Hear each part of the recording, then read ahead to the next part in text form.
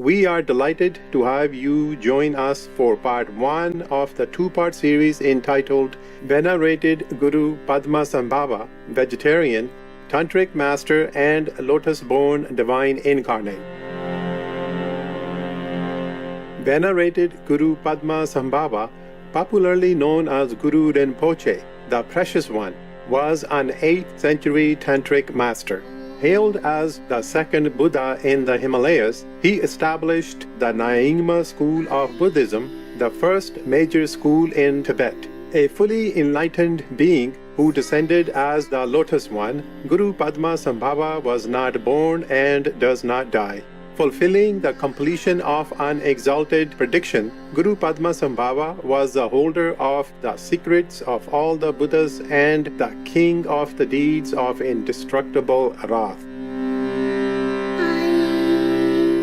The advent of Guru Padmasambhava was well prophesied in multiple Buddhist texts. Shakyamuni Buddha spoke about it in the Tantra of the perfect embodiment of the unexcelled nature.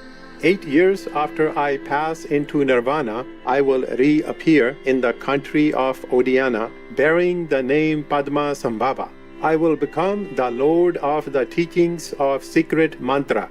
Guru Padmasambhava appeared 1300 years ago in the kingdom of Odiyana, somewhere between Chitral, Gilgit, and Swat Valley in Pakistan. He held the Tibetan name Perna Jungne, incarnating as an 8-year-old child, sitting astride a 1,000-petaled lotus. Its blossom was infused by supreme intent with the compassionate rays of the Buddha Amitabha and all the Buddhas of the 10 directions. Odiyana was then a center of tantric practice, graced with tall white stupas, rugged mountains, and wisdom-loving inhabitants. There emerged highly accomplished spiritual adepts, amongst them Garb Dorje, Vairocana, and Tilopa.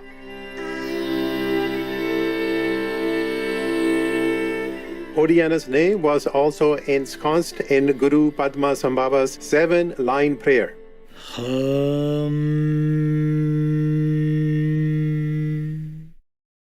In the northwest of the land of Odiyana, in the heart of a lotus flower, endowed with the most marvelous attainments, you are renowned as the Lotus-Born, surrounded by a retinue of many Dakinis. Following in your footsteps, I pray to you, come, inspire me with your blessing.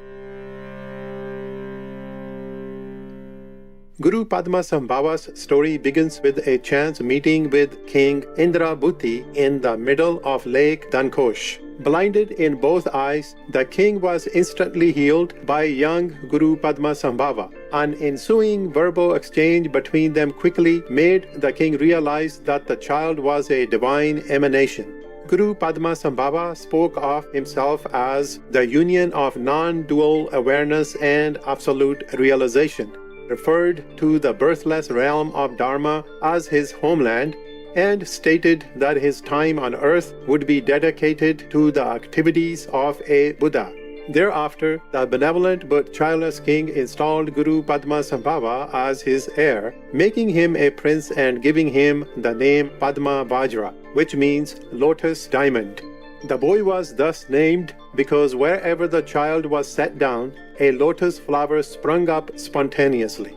The prince also came to be known as Padmasambhava or Padamkara, meaning truly a lotus-born one. In time, the prince Padmasambhava realized that this way of life was not helping others. Wanting to do more to benefit all beings, the immaculately groomed and learned prince decided to leave the palace.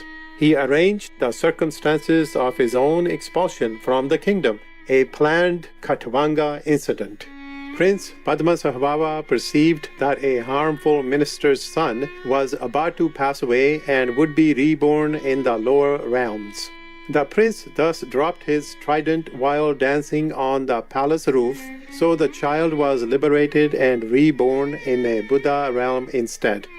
But because of that apparent death of a minister's son, Prince Padmasambhava was swiftly expelled from court. he was banished to a place called Cool Grove, a charnel ground where bodies are left to decompose above the ground. Guru Padmasambhava went on to visit and practice in the most petrifying and gruesome of cemeteries. Known as the 8 charnel grounds and deemed to be sacred, these burial grounds are extremely efficacious for spiritual advancement and also account for Guru Padmasambhava's 8 emanations or manifestations. The 8 emanations of the venerated Guru Padmasambhava at different sites are recorded as follows. As a very special Buddha of purification who removes our ignorance and helps us reveal our primordial wisdom, he was Guru Sokye Dorje, meaning lake-born Vajra. In a meditation retreat in Nepal, he was Guru Padmasambhava or Lotus-Born. As a scholar gaining mastery of the sublime teachings, he was Guru Loden Choks. As a young, ego-free prince, he was Guru Padma Gyalpo, a Buddha who magnetizes others towards the Dharma. As an ascetic in the charnel grounds and the subjugator of demonic spirits, he was Guru Naima Ozer, which means rays of the sun. As a renunciate, he was Guru Shakya Sangye, Lion of the Shakyas, ordination. As a protector of Buddhism and the destroyer of negativity, he was the wrathful Guru Sangye Dradruk, or the Lion Roar. In Bhutan, he was Guru Dorje Drolo, or wild wrathful Vajra, concealing dharma and binding spirits under oath. In the charnel grounds, Guru Padmasambhava was able to live freely in bliss, carrying out his yogic practices uninterrupted. He sustained and dressed his physical body with the food offerings and cloth from the deceased bodies. In 1994, Supreme Master Chinghai explained how Guru Padmasambhava provided sustenance to his physical body during that time. According to a lot of stories, the first master of Tibetan Buddhism is Padmasambhava. It means born from the lotus. He's supposed to live always in the cemetery before he came to Tibet, and he's supposed to always transform the food in the cemetery. Anything he transformed it and then eat it. And there are many other stories. If you read the book of Madame Alexandre David Niel, the French person who went to Tibet and spent over decades over there, studying many occult, many mysterious methods of Tibet. Yeah, and you probably see some similar story of the transformation power that people can transform, stones to bread and things like that. And also, there are some of the masters, the so-called monks in India, master of food, master of magic. They can transform. They can make bread out of air and things like that. And yes, that you can find information, huh? Or you can go there and have a look. How does the bread taste after it's made of stone?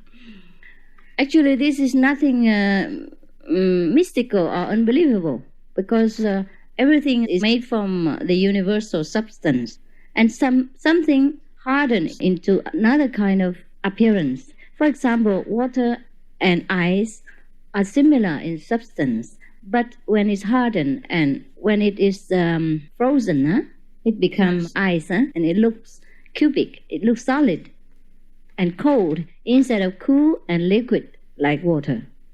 Similar like that. So the things of transforming any of the other substances into food or another kind of appearance is not really very superstitious.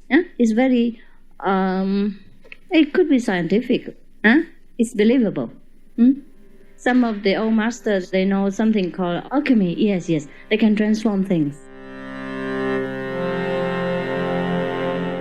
In the burial grounds of Joyful Grove, Sosling, and Rugged Forest, to name a few, Guru Padmasambhava received the blessings, empowerments, and the transmission of the Dakas and Dakhinis he had placed under his command, including the subduer of Mara, the sustainer of peace, and Vajra Vrahi respectively. Magnetizing the 8 classes of spirits, he unified them towards the path of bodhicitta, a state of loving kindness, compassion, and wisdom. Guru Padmasambhava realized that people needed a spiritual teacher and that he was to set an example and guide them. He made his way to India. While visiting the Vajra seat, the diamond seat under the Bodhi tree, where Buddha Shakyamuni had attained enlightenment, Guru Padmasambhava openly demonstrated his magical power. He transformed himself into hundreds of monks and at other times into hundreds of yogis, performing spiritual practices at the shrine. With deep gratitude for the timeless and soul-lifting wisdom of past enlightened masters, we look forward to hearing more about Guru Padmasambhava in the next part of this series.